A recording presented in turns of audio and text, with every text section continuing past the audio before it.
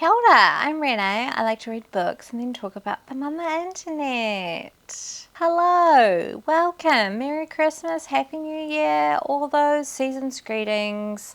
I hope you've had a nice Christmas break. Okay, it's that video, the top 10 books of 2024. Yeah, a bit of an interesting one this year. Definitely got like an interesting mix of books going on in this pile. But I feel like it reflects pretty accurately the year that I had when it comes to reading. Quite a mixed bag, a lot of surprises in here for me. It was interesting to reflect on the books that I enjoyed the most and had a good time with. That's kind of the criteria for this year. It was just like, which books did I just like have a good time reading? This is what I came up with. A hodgepodge of stuff. Let us get into them. Starting off with the most random selection of them all. We have 2 books by George R.R. Martin. We have A Game of Thrones, the first book in the Song of Ice and Fire series. Fantasy series, who would have thought? And then the second book in the series that I enjoyed was the third book, the part 2, A Storm of Swords, Blood and Gold. So yeah, these 2 books, very shocked, very surprised. It was not on my 2024 bingo card to pick up this series at all. It happened randomly in August when I was very busy and needed a distraction, and this is what I turned to, and I was not mad about it. I loved it. I bloody loved it. It was great. I know a lot of people on this channel didn't want to hear me talk about these books, but I have, and I'm sorry about it. In a short elevator pitch, it is a fantasy series about the fight for and the ascension to the Iron Throne. We have many different families, great houses, all plotting, scheming, devising plans in which they see themselves on the throne. And yes, there are dragons, but the fantasy element isn't as strong as you think it's going to be. And I think that's why I like it so much. It has all the right things that I love in a great story. It has good storytelling. The writing is great.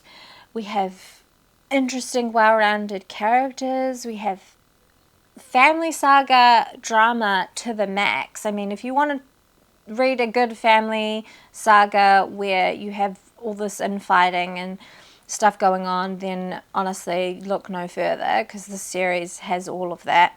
It's also got like interesting politics about different realms and what it means to rule over them as a king, and how the pressures of the wider people, the free folk, the small folk, can influence that. It's got really interesting political dynamics going on. You also have war, if you're into that. A lot of battle scenes, not really my thing, but I'm into it.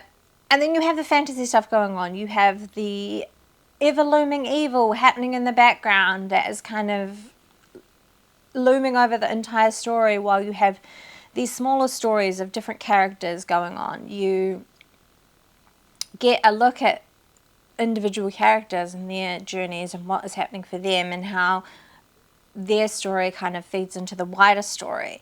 The actual scope of this book is insane when you read it and think about all the mechanics and everything that's going on. And I know that there are criticisms about some of the later books, but you know, to even read these and be able to look at the cast of characters and think that he has paid enough attention to each of them in order to even just keep track is just so impressive. So yes, I have really, really, really enjoyed reading these books. I am sad about the fact that we might not get an end to this series, a conclusion, but I am hopeful that it might happen. Who knows? A lot of people have given up hope, but I'm savoring the last two so that I don't run out too quickly, in the hopes that we'll see a new book. Just one. Just one is all we need.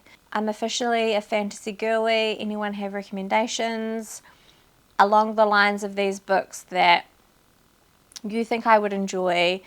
Not ACOTAR, because I did try to read that this year as well and hated it. So don't even go there, please. This is what I want, not that. Okay, next we have The Bluest Eye by Toni Morrison. I had to have a Toni Morrison on here. Every time I pick her up, I'm always just blown away. She has the ability to take really sensitive, possibly traumatizing stories and weave her magical, wonderful way of writing into these stories to make them extremely, one, memorable, and two, she just has this way of kind of like spinning gold out of just shitty situations and shitty stories. It is like a religious experience reading Toni Morrison for me. It is the story of a young girl named Pecola who is kind of straddling between these two families. She's never quite felt like she belongs or she is loved, and for as long as she can remember, she has always prayed for, dreamt for, hoped for blue eyes. This little black girl has wanted more than anything to be beautiful, and in her mind's eye, being beautiful means having blue eyes. Hearing her story and kind of going through this journey with her, it's all being told through young people and the people around her. But one of the more heartbreaking of child protagonist stories that I've read. Yeah, I feel like it's this really beautiful allegory for the pursuit of beauty, and there is tragedy in it. I don't think that I've read a book like this and had to kind of stop and take a moment after finishing reading it. One, to process what I just read, and two, I don't know, just to like pay respects to what I just read, grieve with it a little bit. It was really emotional going through reading this book and being a witness to this character and her kind of devastating life, her devastating young life. Yeah, I just feel lots of different emotions when I read a Toni Morrison book, and this one was no different. Next up we have Bonjour Tristesse by François Sagan. I read this story right at the top of 2024 in the summertime. I read it in anticipation for the film adaptation coming out, directed by Durga Bose, which I still have not seen. Yeah, I really don't know when or where or how I'm going to see that film. If anyone has any good intel, let me know. I was very excited to read this novel because it's a coming-of-age story about a young girl on holiday with her father and her father's much younger girlfriend in the French Riviera.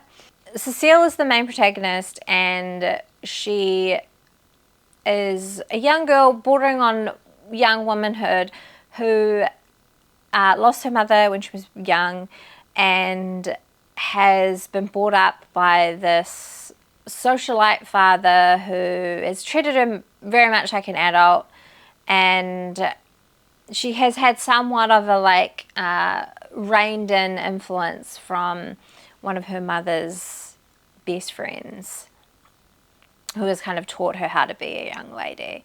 So you really get this sense of her being pushed and pulled between these two different worlds of who she wants to be, but who other people are telling her she should be, what kind of woman she should be.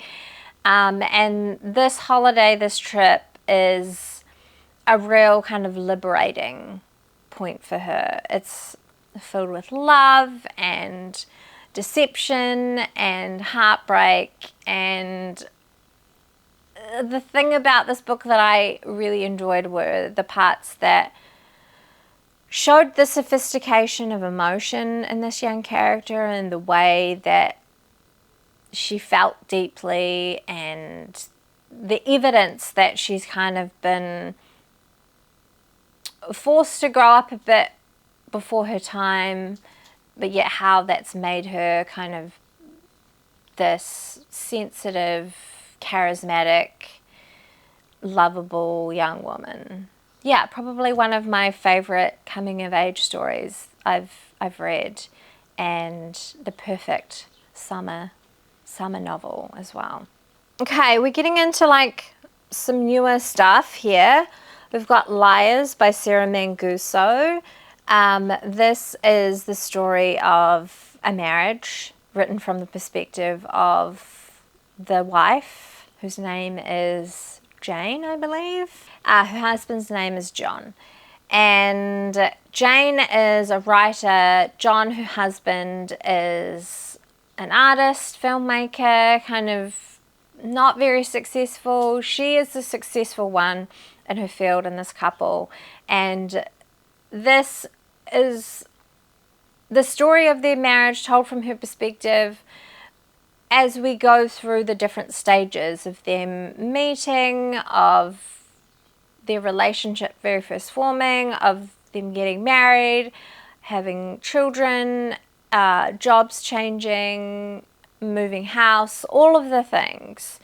And, you know, all of the big major changes that any relationship could go through, and all the ways in which Jane, the main character, kind of struggles through those, is dealing with a lot, and is kind of really lacking any kind of support from her partner. And it's like watching a slow car crash, this book. You find yourself kind of screaming into the abyss or into the book at this character, thinking like, this man is terrible. You're almost like spelling it out in an obvious way that like, this is not good. Is she lying to herself by staying? Is she lying to us in what she's telling us? It's hard to know. But the thing I really enjoyed about this book was how kind of universal it felt. I feel like many women that I know, including myself, who are in relationships with heterosexual men, probably will find familiar scenarios in this book. And so it was very relatable in a kind of uncomfortable, disturbing way. Really enjoyed this book, and the depiction of a marriage and seeing that whole arc through everything, right through to, and I don't think this is a spoiler, but through to the divorce, and how she kind of comes out through the other side. Yeah, not a fun book to read, but like an interesting portrayal of a marriage, for sure. All Fours by Miranda July. Yeah, I have complicated mixed feelings about this book, because I really, really thought when I first read it that I wasn't going to enjoy it. In fact, I thought that so much that I went into reading this book with a very cynical lens and thought it was silly and crass and over the top, and it made me I felt very judgmental while reading this book. And it was kind of an interesting thing to step back and, one, discuss with other people. I joined a book club for this book, and it was interesting and healthy, I think, for me to kind of get an immediate feedback to reading something that I was a bit averse to.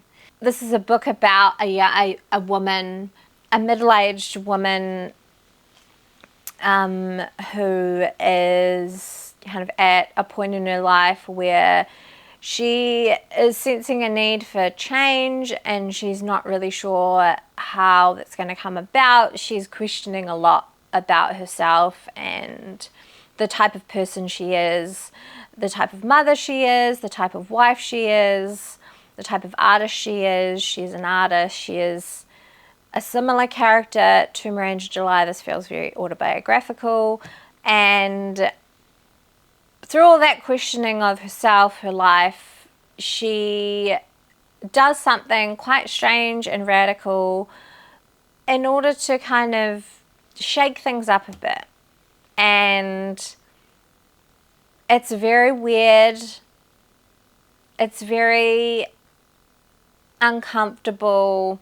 It's like a very fun story to read. I think as I get older, I'm realizing that there are different types of stories that I want to experience, and I see them being more in line with these books. It used to be the young 20-something who's trying to figure out who they are, and this is almost like the second act in the life, but the questions around who you are much bigger, and the scale and the cost of it all is kind of the stakes are higher. It feels much more kind of serious and grown up, and yeah, I don't know, there's just something about this book that kind of has lingered with me. It kind of challenged me in a way that I didn't expect, and I'm still kind of processing it and thinking about it and going back to it and asking these questions of myself. And that feels like quite major for a book that I read back in July, I think. I can't remember. This book was a very pleasant surprise. I didn't think it was going to make my top 10, but it definitely deserves a spot here. And yeah, that's all I have to say about it. Hi, this is me inserting in a clip here because I forgot to mention a book in my original recording for this video. I missed it out completely because I didn't actually have a physical copy to remind me to talk about it. But the book that I forgot to talk about is The Bee Sting by Paul Murray. I absolutely loved this book. It is a Bible of a book. It's massive in both size and in storytelling. We follow an Irish family who are going through some pretty major changes in the family careers, and each different character is kind of being affected by these big changes that are happening for them as a family collectively and then individually. It is some of the best storytelling that I read in 2024. I absolutely loved the focus that we got from each character within the family. We have the husband, we have the wife, we have their 2 children. The way that Paul Murray was able to individually focus on these characters, give them distinct enough personalities and style, in the way that he wrote the characters was just perfectly spot on. It was just enough detail to become invested in each character for their own reasons. The whole idea of the story and the kind of the twist, it was amazing. Like the way that all kind of unraveled. It's definitely a book that I would read again to pick up on more details now that I know the story and like what happens. I am definitely going to get myself a physical copy to just have in my collection, and yeah, definitely excited to read more Paul Murray in 2025. Time for something fun. Heartburn by Nora Ephron. I bloody love this woman. I have enjoyed everything I've read from her, and this was no different. Another story about a woman going through a divorce. Again, very autobiographical, very close to the situation that Nora Ephron herself found her in. So close, in fact, that her ex-husband, who the character of this story is loosely based around threatened to sue her. That's how close this story is to what happened to Nora Ephron. So we have the character Rachel. She is kind of like a cook TV personality type figure who is writing her memoir. But she's writing it in a way that is based around significant recipes in her life. So it has this very anecdotal, memoiristic style to it. But she's telling the story of how she got divorced, basically, and how it happened while she was heavily pregnant and had a toddler. It has this very comical edge to it. It feels like a romantic comedy. The story feels fresh and new. The protagonist isn't necessarily woe is me. She is questioning her part in the whole thing and how perhaps she kind of could have seen this coming. She ignored all the warning signs, and this is the punishment that she gets for kind of going against all her gut instincts in the first place to end up with this guy. And this is where she's kind of landed herself. It is, it's just such a great story. It has one of the best endings. I have talked about like dramatic dinner party scenes and how much I love them, and anytime I know a dinner party is like coming up in a book, I'm like, the shit's about to go down. This one is like probably one of the best, and I don't know, there's just like a real light-hearted sense of levity to this book that I think is needed when it comes to reading. But it's still very serious and kind of thoughtful, and the writing is good and the characters are great, and yeah, if you want to read a rom-com, then this is the one that I recommend. Okay, last two books are written by the same author. You might be able to guess. First one is Arlington Park by Rachel Cusk. I've spoken about this book a lot on this channel. I really love it. It's like a brilliant kind of short story type book, but it's a novel. It's set in the suburb of Arlington Park. I think it's fictional. I'm going to go ahead and say it's fictional. And we're following different female characters, different women in this suburb, this community. Some of them are interconnected, some of them aren't. It's really this kind of depressing but humorous look at suburban life. It opens with one of the best, most dramatic kind of scene-setting storms at the beginning. Very vivid, very beautiful description of like nature happening, which I don't normally get into, but I really think sets the tone for this book. You know, the sense of like not all is not well. And throughout the book we get that through these different characters who are all kind of putting on this facade of their lives, being wives, being mothers, being friends to one another. Another great dinner party scene in this book, I have to say. A little bit unhinged, which is a nice little twist.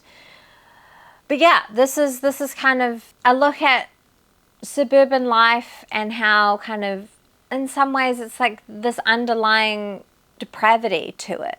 There are elements of the book that really show grotesqueness in conjunction with like Stepford wifeness that feels very unsettling.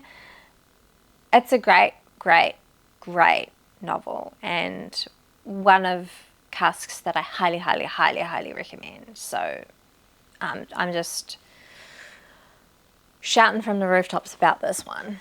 Okay, lucky last book. You might already know what it's going to be. It's Parade by Rachel Cusk. Are we surprised? Probably not. I have talked about this book ad nauseum on this channel. I did a whole reading vlog on it. I talked about it in a Rachel Cusk wrap-up. And I'm going to talk about it again because I can. And why not? This book is all about art, artists, what it means to make art, who can make art. It asks questions around death and motherhood and identity and violence and the significance of violence and trauma and how that kind of latches itself onto memory. And there are some really interesting ways of telling stories in this book that I hadn't seen from Cusk before, but were kind of familiar, but felt like further adaptations of those forms of storytelling that Cusk is very well known for. And it was really nice to see those kind of crop up again in new ways in this book. Separated into 4 different stories, I guess. We have these anonymous characters named G pop up who are representative of an artist and the kind of like the central character in each of those stories. You can see some kind of familiar figures throughout these stories: George Baselitz, Tracy Emin, Louise Bourgeois.